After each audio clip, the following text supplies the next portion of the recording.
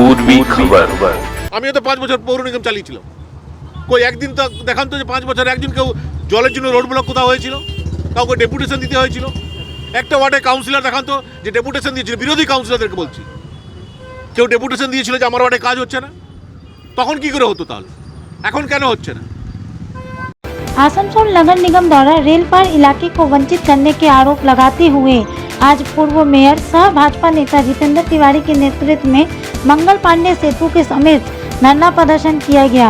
सुबह से ही जितेंद्र तिवारी के नेतृत्व में पार्षद गौरव गुप्ता, पूर्व पार्षद बीगू ठाकुर सहित इस क्षेत्र के स्थानीय निवासियों द्वारा धरना प्रदर्शन किया गया। पत्रकारों से बात करते हुए जितेंद्र तिवारी ने कहा कि आसनसोल नगर निगम द्वारा जिस तरह से रेल पार इलाके को वंचित किया जा रहा है, उसके खिलाफ स्थानीय लोगों की नाराजगी को जाहिर करने के उद्देश्य से यह धरना प्रदर्शन किया गया है। आइए जानते हैं आगे की जानकारी। সেটাই বলছি যে পৌর নিগম নির্বাচনের সময় সমস্ত দলই তার যে ইস্তেহার সেটাতে গাড়ুই নদী তার ফার্স্ট প্রায়োরিটি ছিল। আমাদেরও ছিল, তৃণমূল কংগ্রেসের ছিল, সিপিএমেরও ছিল। তৃণমূল কংগ্রেস জোর করে জয়লাভ করেছে, তারা ক্ষমতায় এসছে। তারা ক্ষমতায় আসার পর 2 মাস পর কিন্তু আমরা আন্দোলনে নামিনি। আমরা তাদেরকে অ্যাডিকুয়েট সময় দিয়েছি। 2 বছর পেরিয়ে গেল। এই 2 বছরে অন্তত 5 জন ব্যক্তি মারা গেছে এই গাড়ুই নদীর কারণে। এবং 2 বছর পরেও যখন দেখছি যে প্রত্যেক বছর গাড়ুই নদী নামে 50 লক্ষ টাকা, 1 কোটি টাকা কোথায় কি হয়ে যাচ্ছে আমরা কেউ জানতে পারছি না। কিন্তু গাড়ুই নদী যেরকম ছিল সেরকমই আছে। মানুষের জীবন যেভাবে বিপন্ন ছিল ঠিক একইভাবে বিপন্ন আছে। তখন নিরুপায় হয়ে বারবার বলার পরেও যখন পৌর নিগম কোনো ব্যবস্থা নিল না, তার সঙ্গে সঙ্গে আপনি দেখবেন যে এই যে বয়স্ক লোকদেরকে দেখছেন বার্ধক্য ভাতা 4 মাস হয়ে গেল, 4 মাস ধরে বার্ধক্য ভাতা পাচ্ছে না। রাস্তাঘাটের অবস্থা আপনি দেখুন, পানীয় জল আসানসোলে মানুষ পাচ্ছে না, সাফাই হচ্ছে না, আলো জ্বলছে না, পুরো পরিষেবা বলতে যেটা বোঝায় কোনোটাই হচ্ছে না। তাহলে পৌর নিগমের কেন ওনারা বসে থাকবেন? গণতান্ত্রিক ব্যবস্থায় অন্য কোনো উপায় না পেয়ে আজ আমরা 12 ঘন্টায় ধর্নায় বসছি। সকাল থেকে বসছি, বিকাল 6টা অবধি আমরা ধর্নায় বসবো। এবং আজকের এই ধর্না আসানসোলের মানুষকে নিয়ে, রেলপারের মানুষকে নিয়ে প্রশাসনের উপর চাপ তৈরি করার জন্য এটা আমরা করছি। এরপরেও যদি প্রশাসন নির্লজ্জ হয়, পৌর নিগমে যারা আছে তারা নির্লজ্জ হয়, তাদের চামড়া যদি গন্ডালের চামড়া হয়, তাহলে আগামী দিনে আরও বড় আন্দোলন আমাদেরকে নামতে হবে। আজকে প্রতীকী ধর্নায় আমরা বসেছি এবং আমরা দাবি করছি যে শুধুমাত্র জেসিবি লাগিয়ে একটু মাটি তুলে দিলে হবে না। রূপনারায়ণপুর থেকে স্টার্ট হচ্ছে গাড়ুই নদী। রূপনারায়ণ যেখান থেকে উৎস, সেখান থেকে যদি কম্প্যাক্ট একটা প্ল্যান না তৈরি করা হয়, ওই কিছু মাটি তুলে দিলে কিন্তু এই সমস্যার সমাধান হবে না। এবং এই বছর যদি কারো মৃত্যু হয়েছে, এই বছর মনসুনে যদি কারো মৃত্যু হয়েছে গাড়ুই নদীর এই ভয়াবহ পরিস্থিতির কারণে, তাহলে তার দায়ী কিন্তু এই পৌর নিগম থাকবে এবং জেলা প্রশাসন থাকবে।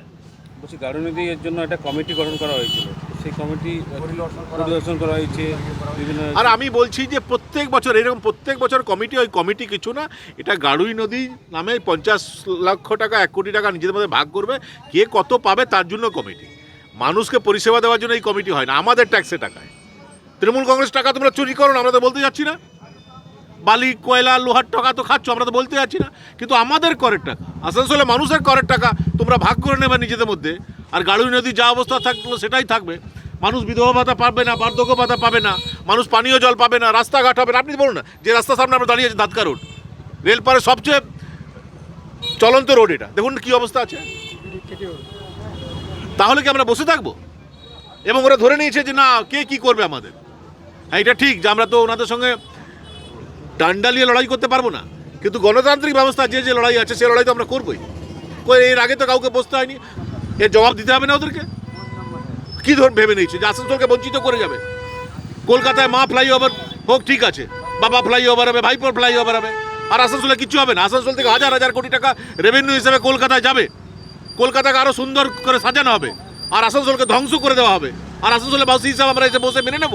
इसी पर पलटवार करते हुए टीएमसी नेता ने कहा कि जो आरोप लगाए जा रहे हैं वह सरासर झूठे हैं। आसनसोल नगर निगम द्वारा आसनसोल के सभी इलाकों में कार्य किए जाते हैं। তার অভিযোগ যেটা হচ্ছে যে 2022 সালে যখন আপনারা নির্বাচনে নেমেছিলেন, তখন আপনাদের যে ম্যানিফেস্টো ছিল সেখানে গাড়ুই নদী সংস্কারের কথা বলা ছিল, কিন্তু আপনারা 2 বছরে কিছুই করেননি। এটা ওনার সম্পূর্ণ একটা ভুল অভিযোগ। মাননীয় জিতেন্দ্রবাবু এখানের মেয়র ছিলেন দীর্ঘদিন। গাড়ুই নদী সংস্কারের জন্য তিনি বিভিন্নভাবে পত্রপত্রিকার মাধ্যমে এসেছিলেন, কিন্তু তার হয়তো জানা নেই বা তার কাছে সঠিক কোনো ইনফরমেশান নেই যে গাড়ুই নদী আমরা গত 3 বছর ধরে আমরা বিভিন্ন প্রজেক্টের মাধ্যমে তার ক্লিনিংয়ের কাজ করছি। যদি জিতেন্দ্রবাবুর জনসংযোগ থাকে বা আমাদের এই আসানসোলের সাথে কোনো যোগাযোগ থাকে, তিনি সরেজমিনে বিষয়টা দেখতে পারেন। উনি বলছেন গোটাটা কাগজে করানো হচ্ছে, বাস্তবে কিছুই হচ্ছে না। বাস্তবে তো উনি বাস্তবের মাটিতে দাঁড়িয়ে কথা বলতে হবে। তো বাস্তবের মাটিতে দাঁড়িয়ে আসুন, গাড়ুই নদীর পাড়ে দাঁড়ান। আমাদের যেসব কাজ চলছে, আমরা 8টা স্পট বলছি, আপনারা সংবাদ মাধ্যমের বন্ধুরা রয়েছেন, আপনারাও তার তদন্ত করুন, দেখুন আমাদের কাজ চলছে।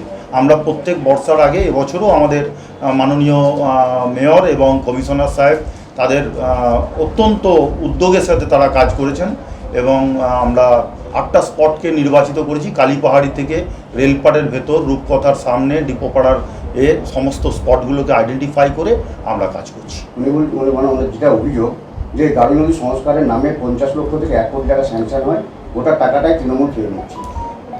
এটা একটা বিরোধী রাজনৈতিক দলের বক্তব্য।